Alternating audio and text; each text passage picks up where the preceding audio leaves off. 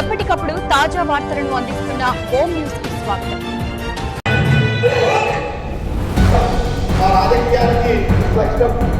ఎందుకంటే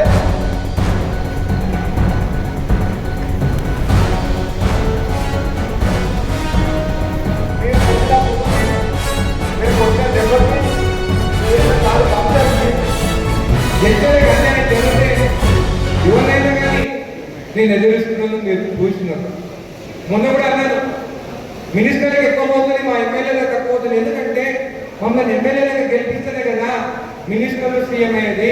మా నియోజకవర్గానికి మీరు నిధులు ఇవ్వకపోతే, మీరే నిధులు తీసుకుపోతే మా నియోజకవర్గ అభివృద్ధి ఎట్లా జరుగుతుందని ధైర్యంగా మాట్లాడారు. మన పక్క నియోజకవర్గం ఎమ్మెల్యే ఎన్ఎస్ శ్రీనివాస్ రెడ్డి గారు 25 కోట్లు ఒక ఎమ్మెల్యేకి ఇస్తే కలెక్టర్ పీడీ అకౌంట్లో డిపాజిట్ చేస్తే మేము గ్రామాలకు వచ్చినప్పుడు, ఎందుకంటే మీరందరూ నా దగ్గరకు వచ్చినప్పుడు రోడ్డు కావాలి, డ్రైనేజ్ కావాలి, స్కూల్కి బిల్డింగ్కి కాంపౌండ్ వాల్ కావాలంటే మేము మిమ్మల్ని చూసి నవ్వుకుంటున్నాం తప్ప మేము ఏమి చేయలేకపోతున్నాం అని అభిప్రాయంతో చెప్పలేము. ఈరోజు నేను కూడా చెప్తున్నాను, జడ్జాల నుండి నన్ను ఇంకో 2 సార్లు గెలిపేయండి, నేను కూడా సీఎం అభ్యర్థిని అవుతాను.